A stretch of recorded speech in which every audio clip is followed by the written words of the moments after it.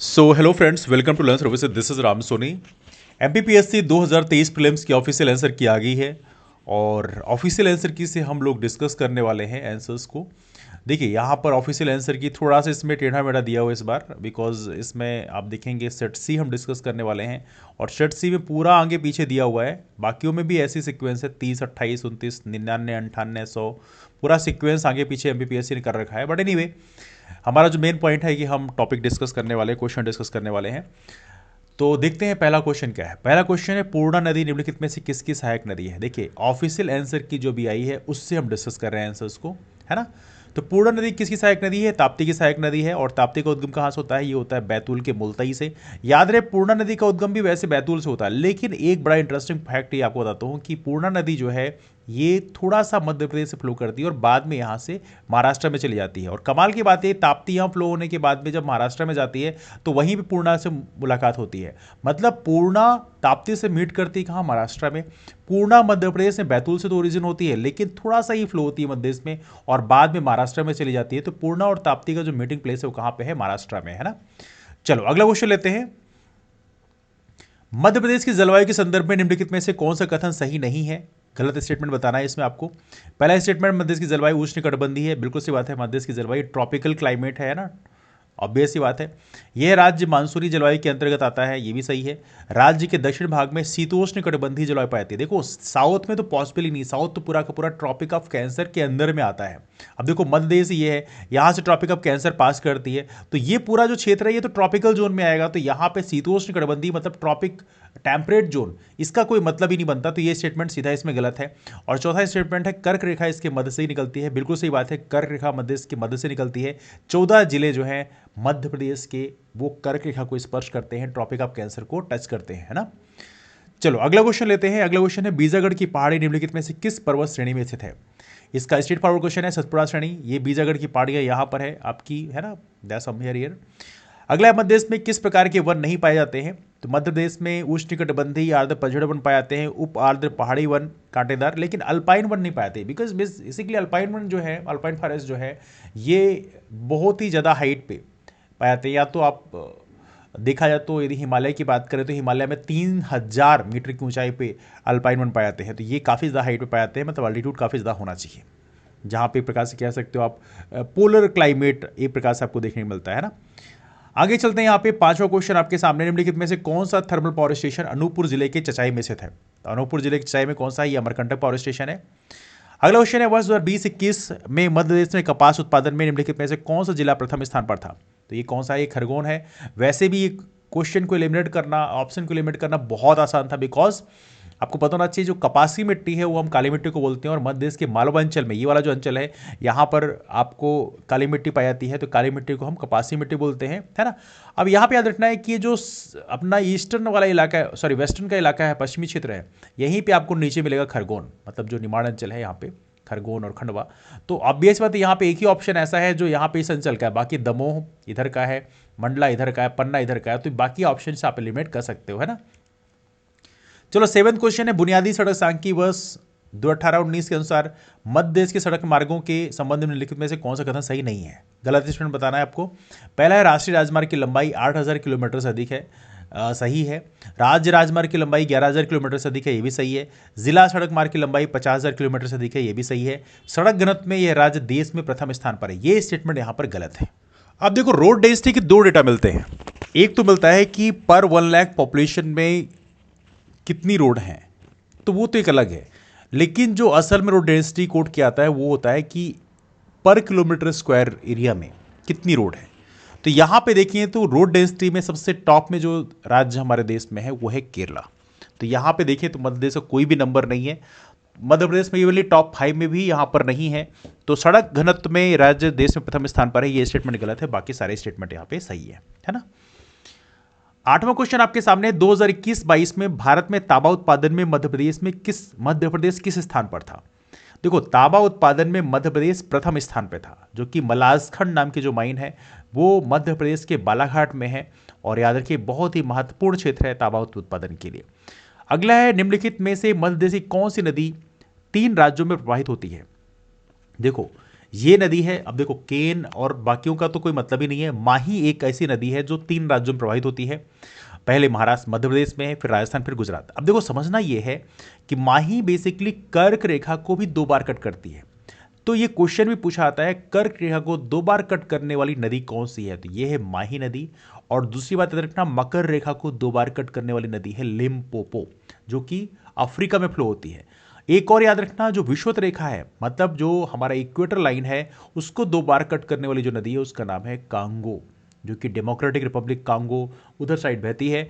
मतलब अफ्रीका में की बात कर रहा हूं मैं, तो वहां पे जो कांगो नदी है वो अब बेसिकली विषुवत रेखा को 2 बार कट करती है। तो ये आप याद रखना इंपॉर्टेंट है। आगे चलते हैं। 10वां क्वेश्चन है, निम्नलिखित में से कौन सी विशेषता मध्य प्रदेश की काली मिट्टी के संदर्भ में सही नहीं है। अब देखो पहला स्टेटमेंट है काली मिट्टी को कपास की मिट्टी के रूप में जानते हैं, सही है। इनमें नमी धारण की क्षमता होती है, बिल्कुल सही बात है। काली मिट्टी में रेत की मात्रा अधिक होती है, ये स्टेटमेंट बिल्कुल गलत है। और लास्ट है, इनकी संरचना गांठदार लेकिन कभी कभी भुरभुरी होती है, तो ये सही है। लेकिन सी ऑप्शन यहाँ पे गलत है, तो इसको हम यहाँ पे गलत बोलेंगे, है ना। अगला क्वेश्चन आपके सामने है, वो राष्ट्रपति के चुनाव के लिए निर्वाचक मंडल में कौन कौन सदस्य होते हैं। अब देखो राष्ट्रपति के निर्वाचक मंडल में कौन कौन होते हैं। लोकसभा होती है, राज्यसभा होती है, और राज्यों की जो विधानसभाएं हैं और इवेली जो केंद्र शासित प्रदेश हैं उनके जो विधायक हैं वो भी पार्टिसिपेट करते हैं, है ना, चुने हुए। तो याद रखिए, लिखा है इसमें संसद के दोनों सदनों के निर्वाचित सदस्य और राज्य विधानसभाओं के निर्वाचित सदस्य। अब राज्य विधानसभाओं के साथ में जो केंद्र शासित प्रदेश हैं उनके भी जो निर्वाचित सदस्य हैं वो भी पार्टिसिपेट करते हैं, है ना। जैसे दिल्ली है, पुदुचेरी है एज ऑफ नाउ, है ना। जिन राज्यों में एज ऑफ नाउ विधानसभा, जिन केंद्र शासित प्रदेशों में एज ऑफ नाउ विधानसभाएं हैं, उनके भी विधायक जो हैं राष्ट्रपति के चुनाव में पार्टिसिपेट करते हैं, ठीक है। अगला क्वेश्चन है 12वां क्वेश्चन, निम्नलिखित राज्य के नीति निर्देशक तत्वों की व्याख्या भारतीय संविधान के पार्ट 4 का में की गई है। यह व्यवस्था किस देश के संविधान से ली गई है। अब देखिए ये बहुत ही महत्वपूर्ण है, राज्य के नीति निर्देशक तत्वों की व्याख्या भारतीय संविधान के पार्ट 4 का में 4A में की गई है। और यह व्यवस्था किस संविधान से ली गई है। अब देखो इस क्वेश्चन में वैसे डिस्प्यूट रेज हो सकता है, क्यों, बिकॉज देखो जो नीति निर्देशक तत्व है ये पार्ट 4A में नहीं है, पार्ट 4 में है। जो पार्ट 4A है, पार्ट 4 का जो लिखा है इसमें, ये पार्ट 4A जो है ये फंडामेंटल ड्यूटीज के लिए है ना। पार्ट 4 है जो कि आपके directive principle of state policy के लिए होता है, लेकिन पार्ट 4A फंडामेंटल ड्यूटीज के लिए होता है। तो फंडामेंटल ड्यूटी तो एक अलग टॉपिक हो गया, लेकिन यहां पे चूंकि पहले लिख रखा है राज्य के नीति निर्देशक तत्व की व्याख्या, तो यहां पर उस हिसाब से क्या हो जाएगा, आयरलैंड हो जाएगा, है ना। तो इस चीज को आप याद रखिए, that's very very important one. आपका जो डीपीएसपी है वो कहां से लिया गया, आयरलैंड के संविधान से लिया गया है। संसद का निर्माण निम्नलिखित में से किनके द्वारा होता है। देखिए संसद के निर्माण की यदि हम बात करें तो लोकसभा, राज्यसभा और राष्ट्रपति होता है। ये तीनों मिलकर संसद का निर्माण करते हैं। संसद में लिखा ही होता है कि संसद के 3 कॉन्स्टिट्यूंट होते हैं, प्रेसिडेंट और लोकसभा और राज्यसभा। क्योंकि कोई बिल तभी जाकर एक्ट बनता है जब उसमें राष्ट्रपति की साइन हो जाती है ना। चलिए 14 क्वेश्चन लेते हैं। नाबार्ड की स्थापना कब की गई थी। तो नाबार्ड की स्थापना 12 जुलाई 1982 में की गई थी, 12 जुलाई 1982। नेशनल एग्रीकल्चर बैंक, है ना।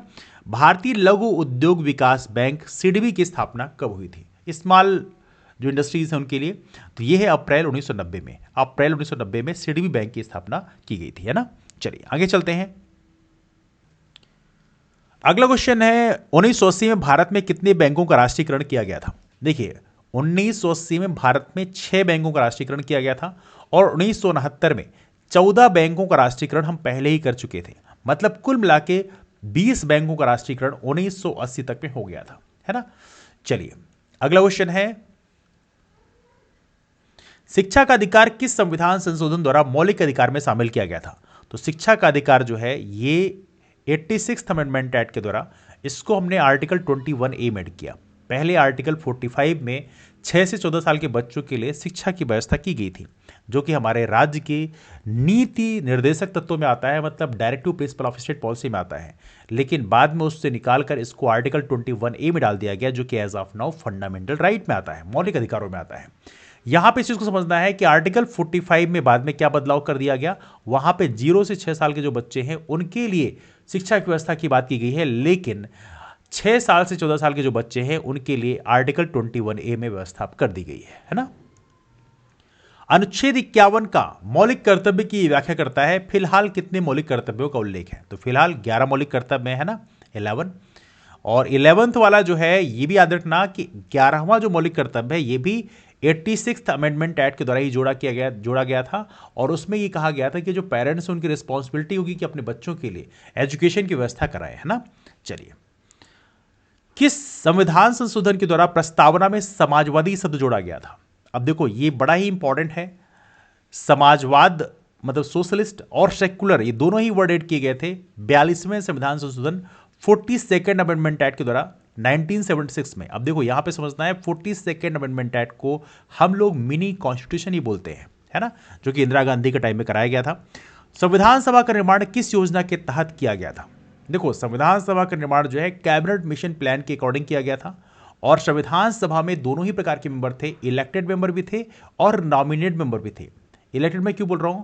जो ब्रिटिश प्रांत थे, ब्रिटिश प्रोविंस जिसे बोलते हैं, जो 11 बड़े प्रांत थे, ब्रिटिश प्रांत थे, ऐसे जो प्रांत थे उनमें प्रॉपर तरीके से इलेक्शंस हुए थे, उसके द्वारा प्रॉपर तरीके से चुन के आए संविधान सभा के मेंबर। लेकिन जो प्रिंसली स्टेट थे, ब्रिटिश रियासतें थी जहां पर राजा रूल कर रहे थे अंग्रेजों के अंडर में, वहां पर नॉमिनेशन हुआ था। तो ये चीज आप लोग यहां पर ध्यान रखें, that's very very important one. ठीक है, चलिए अगला क्वेश्चन लेते हैं।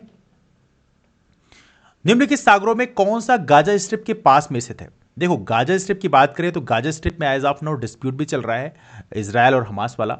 तो गाजा स्ट्रिप के इस पार आपको मिलेगा मेडिटेरियन सी, इसे बोलते हैं भूमध्य सागर, है ना। इसको आप याद रखें, that's a very very important question. Gaza strip और इसके इधर साइड में आपका इजराइल है। अगला क्वेश्चन है 22वां क्वेश्चन है, निम्नलिखित का सही मिलान कीजिए।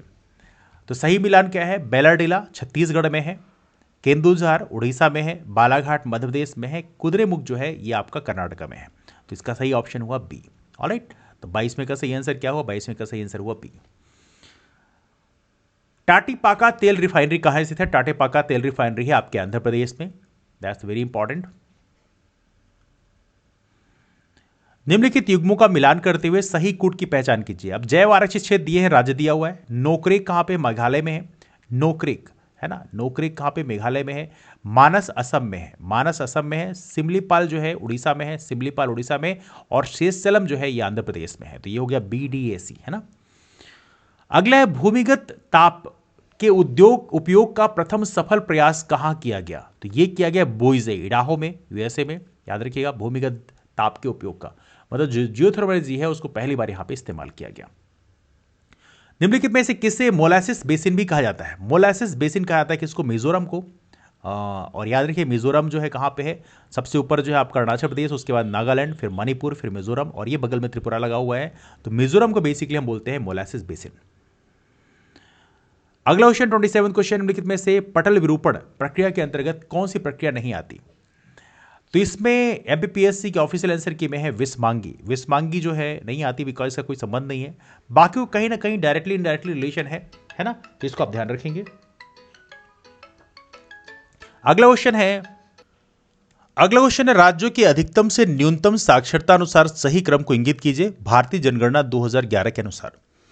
अब देखो यहां पे MPPSC ने अपनी ऑफिशियल आंसर की में दिया है ए ऑप्शन।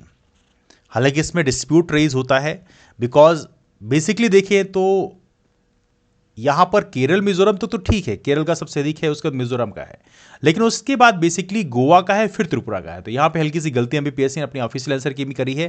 तो इसका बेसिकली सही ऑप्शन होना चाहिए डी, लेकिन उन्होंने अपनी ऑफिशियल आंसर की में भी ए दे रखा है, इसको आप ध्यान रखिएगा, है ना। आगे चलते हैं, let's get the next one. एक चीज और बताना चाहता हूं आप लोगों को, जो साक्षरता होती है, लिटरेसी होती है, उसमें 7 वर्ष से ऊपर उम्र के जो लोग होते हैं उनको ही सिर्फ काउंट किया जाता है। 7 वर्ष से कम उम्र के जो लोग होते हैं उनको हम लोग लिटरेसी में काउंट नहीं करते। निम्नलिखित में से कौन सी वायुमंडलीय परत जलवायु और मौसम में सभी परिवर्तनों के लिए जानी जाती है? तो कौन सा ये जो क्षोभ मंडल है, इसे ट्रोपोस्फियर बोलते हैं ना, सबसे निचली वाली परत जिसमें सारी चीजें हैं। नासिक जिले में त्रिंबक पहाड़ियों से निकलने वाली इनमें से कौन सी नदी है? तो कौन सी नदी है? यह है वैतरणा। कहां से निकलती है? त्रिंबक से निकलती है। त्रिंबक की जो पहाड़ी है वहां से निकलती है। This is very important question. अब देखो त्रिंबक से बेसिकली देखा जाए तो त्रिंबक की जो पहाड़ियां, त्रिंबकेश्वर से, वहां से गोदावरी का भी उद्गम होता है। है ना। तो ये पास से गोदावरी का भी उद्गम होता है, जो जब पेनिनसुला इंडिया की बात करते हैं तो वहां पे as of now largest river है पेनिनसुला इंडिया की, है ना। चलिए 31 क्वेश्चन में चलते हैं। फ्लिपकार्ट, अलीबाबा, अमेजन किसके उदाहरण है? अब देखो एमपीपीएससी ने अपनी ऑफिशियल आंसर की अभी जारी किया है B2B, मतलब ये वाला डी ऑप्शन दिया है, लेकिन अकॉर्डिंग टू मतलब रिसोर्सेज यदि आप जाएंगे तो B2C मॉडल सही होना चाहिए, because basically customer service provide करते हैं, जो बिजनेस है वो कस्टमर को सर्विस प्रोवाइड करती है, तो B2C मॉडल यहां पे सही होना चाहिए, लेकिन इन्होंने अपनी ऑफिशियल आंसर की में B2B जारी किया है अभी, है ना। अगला क्वेश्चन है, साइबर सुरक्षा में एक फायरवॉल का क्या उद्देश्य है? देखो फायरवॉल का जो उद्देश्य है वो क्या होता है, नेटवर्क की जो अनधिकृत पहुंच को अवरुद्ध करता है, मतलब अनधिकृत तरीके से कोई वहां पर एंट्री ना कर पाए, तो यहां पे इस चीज को स्टॉप करने का काम है। फायरवॉल काफी इंपॉर्टेंट रोल यहां पे प्ले करता है ना। अगला निम्नलिखित में से कौन साइबर हमले का एक प्रकार है जिसमें उपयोगकर्ता को संवेदनशील सूचना को जाहिर करने के लिए छल करना शामिल है? मतलब आपसे एक प्रकार से आपको सीड्यूस किया जाता है आपसे इंफॉर्मेशन निकालने के लिए, है ना, आपको मैनिपुलेट किया जाता है कह सकते हैं।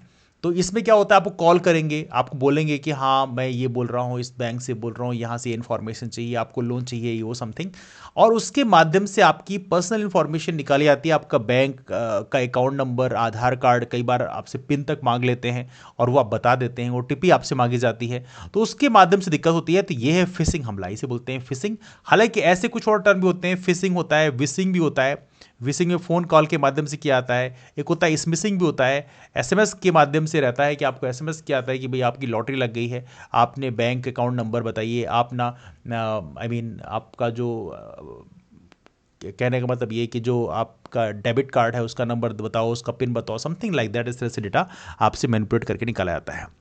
अगला वह प्रक्रिया जिसके द्वारा रिसीवर संदेश के स्रोत के द्वारा प्रयोग किए गए संकेतों की व्याख्या करता है। अब देखो ये काफी इंपॉर्टेंट है, ये टर्म देख समझना है। रिसीवर संदेश के स्रोत के द्वारा जो संकेत द्वारा प्रयोग किए गए संकेतों की व्याख्या करता है। मतलब ये क्या होता है, कोडिफाइड लैंग्वेज होती है उसको डिकोडिफाई करता है, इसे बोलते हैं विसंकेतन। डिकोडिफाई करना इसे बोलते हैं, है ना। मतलब जो संदेश है वो कोडेड फॉर्म में है, उसको हम डिकोडिफाई करते हैं तब उसको यूज करेंगे, तो उसे बोलते हैं विसंकेतन, है ना, डिकोडिफाई। 35वां क्वेश्चन है, निम्नलिखित में से कौन सा वेब ब्राउजर नहीं है? अब देखो इंटरनेट एक्सप्लोरर है, मोजिला फायरफॉक्स है, गूगल क्रोम, ये सारे के सारे वेब ब्राउजर हैं। याहू जो है एक वेबसाइट है। दूसरी पीढ़ी कंप्यूटरों में कौन से इलेक्ट्रॉनिक उपकरण का उपयोग किया जाता है? देखो इसमें याद रखना है, पहली जो पीढ़ी थी उसमें इस्तेमाल किया गया था वैक्यूम ट्यूब, जो सेकेंड पीढ़ी है उसमें इस्तेमाल किया गया ट्रांजिस्टर। ये सारी चीजें एग्जाम पूछे जाते हैं, याद रखिएगा। थर्ड जनरेशन का भी याद रखना, थर्ड जनरेशन में जो थर्ड जनरेशन है उसमें IC चिप इस्तेमाल की गई, इंटीग्रेटेड सर्किट चिप। जो फोर्थ जनरेशन है इसमें इस्तेमाल हुआ है आपका VLSI, इसे बोलते हैं वेरी लार्ज स्केल इंटीग्रेशन, मतलब माइक्रो प्रोसेसर। और फिफ्थ जनरेशन की बात करें, यहां पे हुआ artificial intelligence, that is called ULSI, ultra large scale integration. तो ये सारी चीजें आप लोग यहां पे याद रखें, this is the very very important one. आगे चलते हैं, यहां पे चैट जीपीटी का विकास किसके द्वारा किया गया? देखो चैट जीपीटी का विकास किया गया OpenAI के द्वारा। ये क्वेश्चन कई दफा पूछा गया है डिफरेंट एग्जाम्स में। 38वां क्वेश्चन आपके सामने है, निम्नलिखित में से कौन सा एक ई प्रोक्योरमेंट पोर्टल नहीं है? ई प्रोक्योरमेंट क्या होता है, मतलब कुछ सामान खरीदना, है ना, समथिंग लाइक दैट।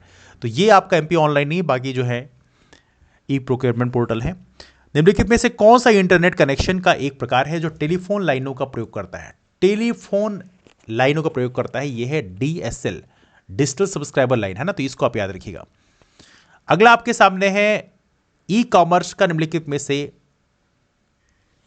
अब देखो ई कॉमर्स का निम्नलिखित में से कौन सा लाभ है? तो याद रखिए यही ऑप्शन बिल्कुल सही है। 24/7 मतलब 24 घंटे 7 दिन हफ्ते में कार्य करने की क्षमता है, और बाकियों में ये सारे सिस्टम नहीं है। सीमित पहुंच, मतलब एक प्रकार से बोलता है कि ये सही नहीं है।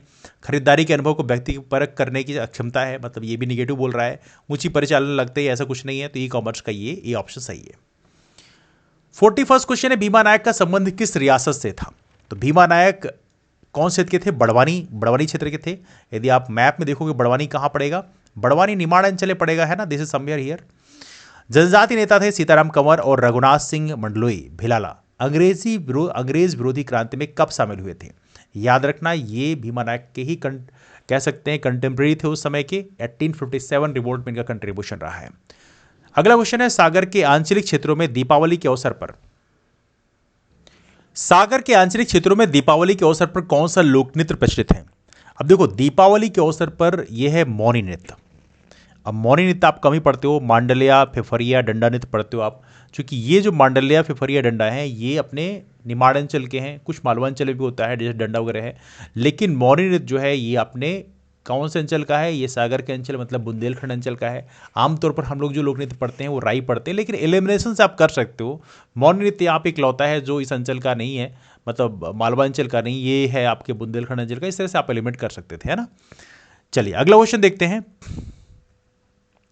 चित्रकूट धार्मिक स्थल को किस एक अन्य नाम से भी पहचाना गया? तो ये है ब्रह्मपुरी, है ना। मुकुल किसकी प्रसिद्ध साहित्यिक रचना है? ये सुभद्रा कुमारी चौहान की रचना है। अगला है ऐतिहासिक मतंगेश्वर मंदिर कहाँ है? तो ये है खजुराहो में। हालांकि कुछ जगह अभी मिल रहा है कि उज्जैन में भी मतंगेश्वर मंदिर स्थित है, तो यहाँ पे हल्का सा डिस्प्यूट रेज हो सकता है। वैसे दीवार पर मिट्टी से बनाई जाने वाली नोह डोरा अलंकरण किस जनजाति की विशेषता है? तो नोह डोरा अलंकरण जो है ये गोंड जनजाति की विशेषता है। रामचंद्रिका किसकी प्रसिद्ध रचना है? यह है केशवदास की रचना, केशवदास। अगला है स्वतंत्रता आंदोलन में निवाड़ी जिले की थौना लोहारी गोलीकांड की घटना कब घटित हुई है? तो यह हुआ 1939 में। याद रहे 1939 का साल काफी इंपॉर्टेंट है। इसी साल में त्रिपुरी अधिवेशन भी मध्य प्रदेश में हुआ था, जो कांग्रेस का त्रिपुरी अधिवेशन बड़ा ही फेमस था। इसमें बेसिकली एक बड़ा डिस्प्यूट हो गया था, नेताजी सुभाष चंद्र बोस और गांधी जी के बीच मतभेद हो गए थे, और उसके चलते नेताजी सुभाष चंद्र बोस अध्यक्ष बनने के बावजूद भी, त्रिपुरी अधिवेशन में अध्यक्ष चुने जाने के बावजूद भी उन्होंने बाद में रिजाइन दे दिया था और फॉरवर्ड ब्लॉक की स्थापना किया था। अब देखो डिस्प्यूट क्यों हुआ था? बेसिकली नेताजी पहले जो हरिपुर सेशन था वहां पर भी अध्यक्ष चुने गए थे 1938 में, और उसके बाद 1939 में भी अध्यक्ष चुन लिए गए, लेकिन उस बार गांधी जी ने अपने कैंडिडेट पट्टाभी सीतारमैया को चुनाव लड़ाया था। अब पट्टाभी के लिए उन्होंने बोला था कि पट्टाभी की हार गांधी की हार है। बाद में पट्टाभी हार भी गए, और इसके चलते बाद में डिस्प्यूट इस लेवल का बढ़ा कि सुभाष चंद्र बोस को रिजाइन देना पड़ा, और उनकी जगह जिनको अध्यक्ष बनाया गया था बाद में वो थे डॉक्टर राजेंद्र प्रसाद। अगला क्वेश्चन लेते हैं। बालकृष्ण शर्मा नवीन ने दो काव्य प्राणार्पण और आत्मोत्सर्ग किस पर लिखे हैं? तो लिखा है गणेश शंकर विद्यार्थी पे। 11वां क्वेश्चन है, मध्य प्रदेश राज्य नीति एवं योजना आयोग रिपोर्ट 2023 के अनुसार मध्य प्रदेश के किस जिले में बहुआयामी गरीबी में सबसे अधिक सुधार देखा गया? तो ये है आपका Alirajpur. That's one of the most backward district as well, because Alirajpur की बात करें तो यहाँ पे लिटरेसी रेट सबसे निचले स्तर पर है मध्य प्रदेश में, बल्कि मध्य प्रदेश में नहीं बल्कि पूरे देश में है। और यहाँ पर इवनली जो शेड्यूल्ड ट्राइब का जो पॉपुलेशन है वो ही मध्य प्रदेश सर्वाधिक पाया गया है, वो है 89%। कहाँ पर ये अलीराजपुर? मध्य प्रदेश आप बनाओगे तो मध्य प्रदेश में जो सबसे वेस्टर्न इलाका है यहाँ पर, यहीं पड़ेगा आपको अलीराजपुर, है ना। चलिए उसके ऊपर झाबुआ है। 52nd क्वेश्चन है, व्यवसाय सुधार कार्य योजना बिजनेस रिफॉर्म एक्शन प्लान 2020 के लिए राज्यों के मूल्यांकन में मध्य प्रदेश का प्रदर्शन कैसा रहा? तो मध्य प्रदेश का जो प्रदर्शन रहा है वो अचीवर्स की कैटेगरी में रखा गया है। सुप टॉप अचीवर्स में मध्य प्रदेश का नाम नहीं है, मध्य प्रदेश का नाम जो है अचीवर्स की कैटेगरी में है ना। अगला है, मध्य प्रदेश के निम्नलिखित जिलों को 2011 की जनगणना के अनुसार उनकी 10 की जनसंख्या वृद्धि दर के क्रम में निम्नतम से उच्चतम तक व्यवस्थित करना है। तो ये डिकेडल पॉपुलेशन ग्रोथ की बात कर रहे हैं। तो अनूपपुर की बात करें, यहाँ पे सबसे कम, फिर बैतूल, फिर छिंदवाड़ा, फिर मंदसौर। तो ये ऑप्शन है बी। इस तरह से क्वेश्चन सेंसस से पूछे आते हैं। डिकेडल पॉपुलेशन ग्रोथ रेट पूछ लेगा, लिटरेसी रेट पूछ लेगा, पॉपुलेशन डेंसिटी पूछ लेगा। तो ऐसे क्वेश्चन आमतौर पर एमपीपीएससी द्वारा पूछे जाते रहे हैं। 54th क्वेश्चन है, टांटे मामा आर्थिक कल्याण योजना का उद्देश्य क्या है? तो ये उद्देश्य क्या है? अनुसूचित जनजाति के बीपीएल श्रेणी के लाभार्थियों को नए उद्योग व्यवसायों के लिए कम लागत वाले उपकरण और कार्यशील पूंजी की आपूर्ति करना है। अगला प्रश्न है, मध्य प्रदेश के किस शहर में ट्रांसफार्मर और संबद्ध उत्पादों के उत्पादन के लिए समर्पित क्लस्टर है? यह है ग्वालियर, है ना। अगला क्वेश्चन है आपके सामने, भारत में स्थानीय सुशासन के जनक कौन थे? तो ये लॉर्ड रिपन थे। लॉर्ड रिपन का कंट्रीब्यूशन काफी है लोकल गवर्नेंस के लिए। भारतीय संविधान के किस संशोधन द्वारा नगर पालिका कानूनों को अद्यतन बना दिया गया? तो यह 74th अमेंडमेंट एक्ट, और 73rd अमेंडमेंट एक्ट के द्वारा जो हमारी ग्राम पंचायतें हैं उनके लिए था, उनको एक कॉन्स्टिट्यूशनल स्टेटस दिया गया। और याद रखिए काफ़ी इंपॉर्टेंट है, जो कॉन्स्टिट्यूशनल स्टेटस देने का जो रिकमेंडेशन है वो एलएम सिंघवी कमेटी के द्वारा किया गया था। पंचायती राज सिस्टम का एक काफ़ी महत्वपूर्ण कमेटी है, इसको आप जरूर याद रखिएगा, है ना, एलएम सिंघवी कमेटी। अगला, कोई विधेयक धन विधेयक है या नहीं, इसका निर्णय राज्य में कौन करता है? तो राज्य में कौन करता है? विधानसभा अध्यक्ष करते हैं। केंद्र में कौन करेंगे? लोकसभा अध्यक्ष करेंगे, है ना। उच्च न्यायालय के न्यायाधीशों की अधिकतम आयु सीमा कितनी है? ये 62 साल है, और उच्चतम न्यायालय के न्यायाधीशों की जो है वो 65 साल है। निम्नलिखित में से कौन मध्य प्रदेश विधानसभा के प्रथम अध्यक्ष थे? और ये थे पंडित कुंजीलाल दुबे। यहां पर इस चीज को आप याद रखना, काफी लंबा टेनर था। और दूसरी बात, भगवंत राव मंडलोई की बात करें, ये मध्य प्रदेश के दूसरे चीफ मिनिस्टर बने थे। निम्नलिखित में से कौन सी खिलाड़ी टोक्यो ओलंपिक 2020 में भारतीय महिला हॉकी टीम में शामिल रहीं? और ये है सारी हैं, सुशीला चानू, मोनिका और वंदना कटारिया। निम्नलिखित में से कौन सा सुमेलित नहीं है? तो ये बताना है आपको। आर्यभट्ट प्रेक्षण विज्ञान शोध संस्थान नैनीताल में है, रक्षा प्रबंधन महाविद्यालय सिकंदराबाद में है, केंद्रीय भारतीय भाषा संस्थान मुंबई में नहीं बल्कि मैसूरू में है, मतलब ये बेसिकली कर्नाटका में है, और भारतीय विज्ञान संस्थान IISc बेंगलुरु के नाम से मशहूर है, वो जो कि बेंगलुरु में है। निम्नलिखित में से किसको विज्ञान और इंजीनियरिंग के क्षेत्र का पद्म विभूषण 2023 प्रदान किया गया? और ये हैं श्री श्रीनिवास वर्धन। ये नाम याद रखिए, बहुत ही महत्वपूर्ण है। हालांकि दिया सभी को गया है, अलग अलग कैटेगरीज के लिए।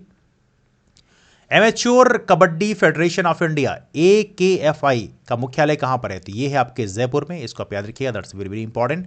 मेजर ध्यानचंद खेल रत्न पुरस्कार 2022 किस खिलाड़ी को प्रदान किया गया? ये दिया गया शरद कमल को।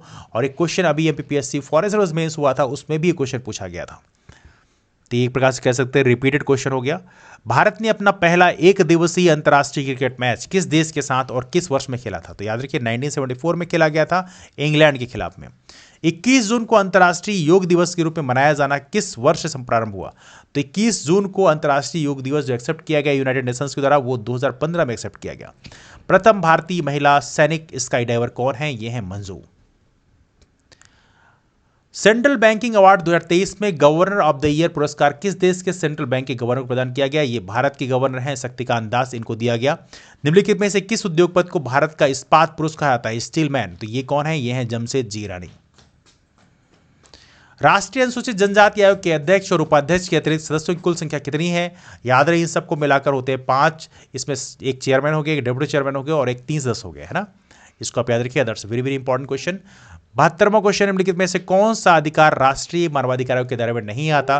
तो समानता संबंधित अधिकार आता है, जीवन संबंधित अधिकार आता है, सुंदरता संबंधित अधिकार आता है, शिक्षा संबंधित अधिकार जो है ये तो अलग टॉपिक है ना, that is right to education, है ना, तो ये लगाता है। 73rd में क्वेश्चन है, भारत के नियंत्रक एवं मालक परीक्षक अधिकतम कितने वर्षों के लिए अपना पद धारण कर सकते हैं? तो याद रखिए 6 वर्ष है, 6 साल और 65 साल। इसमें एक याद रखना, आर्टिकल 148 में CAGI के बारे में जिक्र किया गया है। इवनली आर्टिकल 149 का क्वेश्चन एक बार MPPSC ने पूछा भी था, जो कि CAGI की ड्यूटीज के बारे में लिखा होता है ना, नियंत्रक महालेखा परीक्षक के बारे में। इस समय GC Murmu as of now हमारे भारत के नियंत्रक महालेखा परीक्षक है। ये क्वेश्चन आप याद रखेंगे, that's very very important one. अगला क्वेश्चन है, राष्ट्रीय हरित अधिकरण NGT नेशनल ग्रीन ट्रिब्यूनल का मुख्यालय कहाँ है? ये है आपका नई दिल्ली में है। अगला क्वेश्चन है, सिविल सेवा परीक्षा की समीक्षा है तो संघ लोक सेवा आयोग ने जुलाई 2000 में किसकी अध्यक्षता में एक समिति गठित किया था? तो ये है प्रोफेसर युगिंदर कुमार अलग, यूके अलग के नाम से फेमस है। एक चीज़ आपको समझना है यहाँ पे जो कि काफ़ी इंपॉर्टेंट है, इन्होंने बेसिकली जो रिकमेंडेशन दिया था ये बोला था कि ऑप्शनल जो सब्जेक्ट हैं वो हट जाने चाहिए, सबके लिए एक जैसा होना चाहिए, जैसे MPPSC में समय चल रहा है, लेकिन वो रिकमेंडेशन अभी मानी नहीं गई। UPSC में अभी भी एक ऑप्शनल मौजूद है ना। 76th क्वेश्चन में चलते हैं हम लोग। 12वें वित्त आयोग के अध्यक्ष कौन थे? तो ये थे डॉक्टर C रंगराजन। और 15वें कौन थे जो भी हाल ही में, वो है डॉक्टर NK सिंह, है ना।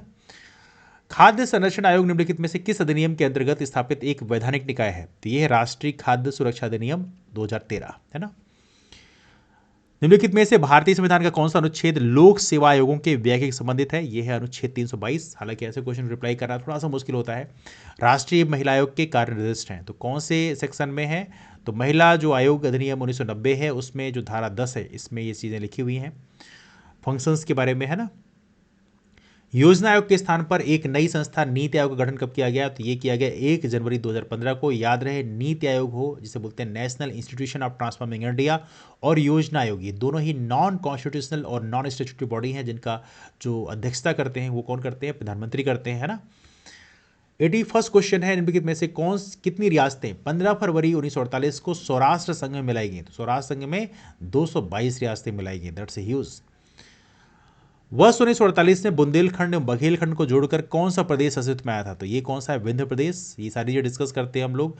ये विंध्य प्रदेश का रीजन है, जैसे बुंदेलखंड बघेलखंड दोनों आते हैं। फिर ये मालवा का जो अंचल है और साथ में जो आपका ये चंबल का इलाका है, इन दोनों को मिला के बना था मध्य भारत। इसकी राजधानी 2 थी, इंदौर और ग्वालियर हुआ करती थी। और इसके अलावा एक था केंद्रीय प्रांत और बरार। तो केंद्रीय प्रांत और बरार में ये मध्य प्रदेश का इलाका तो है, ये महाकौशल का क्षेत्र, जबलपुर के आसपास का इलाका। इसके अलावा जो छत्तीसगढ़ का इलाका है ये भी केंद्रीय प्रांत और बरार में ही आता था। और और साथ में नीचे जो बेरार का क्षेत्र है, मतलब नागपुर के आसपास का जो रीजन महाराष्ट्र का था, वो भी शामिल था। तो ये पूरा मिला के बेसिकली बनता था केंद्रीय प्रांत और बेरार, जहाँ के पहले सीएम थे पंडित रविशंकर शुक्ल। मध्य भारत के जो पहले सीएम थे वो कौन थे? पंडित लीलाधर जोशी। और विंध्य प्रदेश के पहले सीएम थे पंडित शंभुनाथ शुक्ल। और यहीं पर एक राज्य और था, वो था भोपाल। भोपाल राज्य के जो पहले सीएम थे वो थे डॉक्टर शंकर दयाल शर्मा। तो 1 नवंबर 1956 को इन चारों को मर्ज करके बनाया गया मध्य प्रदेश, है ना। और बाद में 1 नवंबर 2000 को फिर से रिऑर्गेनाइजेशन हुआ, छत्तीसगढ़ अलग हो गया, है ना। आगे चलते हैं, अगला क्वेश्चन है, किस अधिवेशन में कांग्रेस नरम और गरम दल में विभाजित हो गई? तो ये 1907 का जो सूरत अधिवेशन है काफ़ी फेमस था, जिसमें कांग्रेस नरम दल और गरम दल में विभाजित हो गई। अब इसमें आपको कमेंट करके बताना है कि 1907 का जो सेशन था उसकी अध्यक्षता कौन कर रहा था। ये क्वेश्चन कई बार एग्जाम में पूछा गया है यहाँ। राष्ट्रीय आंदोलन के प्रथम चरण में कांग्रेस की निम्न में से कौन सी मांग नहीं थी? तो इसमें सारी मांगें थी यहाँ पे, लेकिन ये ऑप्शन अलग ही दिख रहा है, कार्यपालिका न्यायपालिका का एकीकरण। क्योंकि हमेशा से क्वेश्चन पूछा जाता रहा है कि भी कार्यपालिका और न्यायपालिका को अलग किया जाए, मतलब किसी एक के हाथ में सारी शक्तियां ना हो। तो ये डिमांड तो हमेशा होती रही है, और ये वैसे कहते सकते हैं कि एक व्यवस्थित राज्य के लिए ज़रूरी भी है। तो कांग्रेस ने डिमांड की है, लेकिन यहाँ पे उल्टा लिखा हुआ है, एकीकरण लिखा हुआ है, इसमें पृथक्करण की डिमांड की गई थी, है ना, एकीकरण की डिमांड नहीं की गई थी। निम्नलिखित में से किसके द्वारा प्रथम बार पाकिस्तान शब्द का प्रयोग किया गया? ये किया गया चौधरी रहमत अली के द्वारा। निम्नलिखित में से किसके द्वारा महाराष्ट्र में गणेशोत्सव प्रारंभ किया गया? ये है बाल गंगाधर तिलक। लाल बाल पाल, है ना, गरम दल के नेता हैं। निम्नलिखित में से किस वर्ष में लॉर्ड विलियम बेंटिक के द्वारा प्रेस स्वतंत्रता प्रदान की गई? हालांकि इस क्वेश्चन में हल्का डिस्प्यूट हो सकता है, बिकॉज ये किया गया था चार्ल्स मेटकाफ के द्वारा, है ना। मेटकाफ का नाम उसमें फेमस है, लेकिन फिर भी 1835 है। निम्नलिखित में से किस वर्ष में नादिर शाह ने भारत पर आक्रमण किया था? ये किया था 1739 में। शकों पर विजयोपरांत चंद्रगुप्त II ने निम्नलिखित में से किस धातु के सिक्के चलवाए थे? चंद्रगुप्त II मतलब चंद्रगुप्त विक्रमादित्य की बात कर रहे हैं, और ये चलाया था रूपक, इसका जो चांदी का सिक्का था, है ना। अगला, आर्य मंजूश्री मूलकल्प निम्नलिखित में से किससे संबंधित है? तो आर्य मंजूश्री मूलकल्प की बात करें, ये महायान तो मिलता है, लेकिन बेसिकली वज्रयान भी किताब मिलता है ना। लेकिन MPPSC ने ऑफिशियल आंसर की में भी महायान दिया हुआ है। निम्नलिखित में से कौन सा कृषि पद्धतियों का सही क्रम है? तो पहले मिट्टी तैयार करना है, फिर बुवाई करना है, फिर सिंचाई करना है, फिर कटाई करना है। That's basic one. वर्ष 2024 को अंतर्राष्ट्रीय कैमलिड उष्णगण वर्ष किसने घोषित किया? तो पिछला वाला क्या था? International year of millets. और ये वाला क्या है? कैमलिड ईयर, मतलब जो कैमल्स हैं, ऊंट। तो ये कौन घोषित करता है? यूनाइटेड नेशंस घोषित करता है, मतलब अगला साल जो है वो इसके लिए होगा। निम्नलिखित में से कौन सा भारत का विश्व स्तर पर स्वीकृत राष्ट्रीय हॉटस्पॉट नहीं है? अब देखो, हॉट स्पॉट जो तीन ही है बेसिकली, एक तो हिमालय का रीजन है ना, स्पेशली जो हिमालय का है। इसके बाद जो पश्चिमी घाट है, वेस्टर्न घाट है हमारे देश का। वेस्टर्न घाट कौन सा है? ये वाला जो है, इधर वेस्टर्न घाट बोलते हैं। ईस्टर्न घाट हॉट नहीं होता, वेस्टर्न घाट आता है ना। ऑफ सुंदरलैंड, मतलब ये सुंदरबन के आसपास का एरिया। तो यहाँ पे देखें तो ये तीन आएंगे, लेकिन नैरो हिल्स जो है ये नहीं आता, सतना में है ये अपने, तो ये उसमें कवर नहीं किया गया है। अगला प्रश्न आपके सामने है, पारिस्थितिकी तंत्र में ऊर्जा का प्रवाह निम्न से उच्च पोषण स्तर पर जाने से कम होता है। इसे निम्नलिखित द्वारा समझा सकते हैं। तो ये कॉन्सेप्ट जो है, जो थर्मोडायनामिक्स का सेकेंड लॉ है, इससे मैच करता है, इसलिए ये ऑप्शन यहाँ पे सही हो जाना चाहिए। और यही ऑप्शन MPPSC ने अपने ऑफिशियल आंसर की में दिया है। ऑस्टियोक्लास्ट निम्नलिखित में से किससे संबंधित है? अब देखो, ऑस्टियोक्लास्ट का जो संबंध है, वैसे यहाँ पे हल्का डिस्प्यूट होता है। क्यों डिस्प्यूट होता है? बिकॉज ऑस्टियोक्लास्ट में होता है, जो पुरानी जो हड्डियाँ होती हैं वो ब्रेक होती है ना, इससे नई हड्डियों का निर्माण हो सके, है ना। तो एंड रिजल्ट यही होता है कि पुरानी हड्डियां टूटती हैं, फिर नई हड्डियां जुड़ती हैं, नई हड्डियां बनती हैं, नई हड्डियों के बनने के लिए मार्ग प्रशस्त किया जाता है।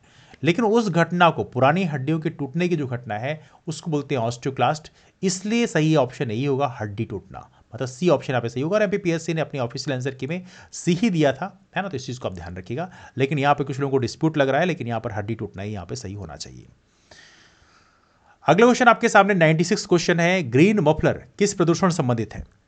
और ये ध्वनि प्रदूषण। क्या करते हैं हम लोग, वहाँ पर कई सारे पेड़ों की लेयर लगा देते हैं, इसे ग्रीन मफलर बोलते हैं ना, जिससे साउंड पोल्यूशन कम हो जाता है। अगला आपके सामने है, निम्नलिखित में से कौन सा भारत सरकार का राष्ट्रीय पोषण कार्यक्रम नहीं है?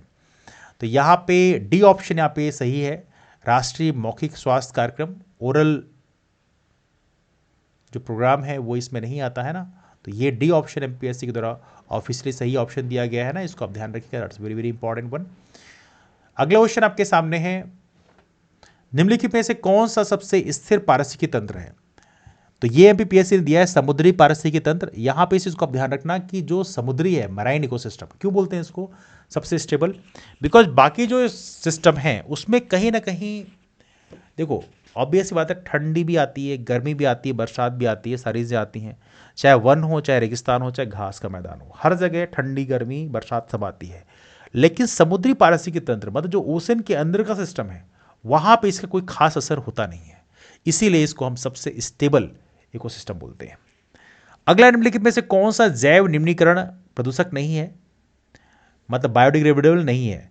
तो कागज भी है, भोजन पादप अपशिष्ट भी है, कास्टिम सेलोज भी है। कीटनाशक जो है ये बायोडिग्रेडेबल नहीं है, मतलब कीटनाशक यदि आप छोड़ते हो मतलब वो कहीं ना कहीं एनवायरमेंट को पोल्यूट करते हैं, मतलब जो कि बायोडिग्रेड नहीं हो पाते। और ये रहा अंतिम क्वेश्चन, सूर्य के व्यापक अध्ययन के लिए निम्नलिखित में से कौन सा इसरो का हाल का वैज्ञानिक मिशन है? ये है आदित्य L1, है ना। तो ये रहे 100 क्वेश्चंस। तो डिस्कशन को वहीं से वाइंड अप करेंगे। इसका जो पीडीएफ है वो हमारा टेलीग्राम ग्रुप रामसोनी एमपीपीएससी में उपलब्ध है, वहां पे शेयर कर दिया गया, वहां से भी आप पा सकते हैं। तो चलिए मुलाकात करते हैं फिर, तब तक के लिए bye, take care, have wonderful day, keep move forward and take care, that's all, thank you.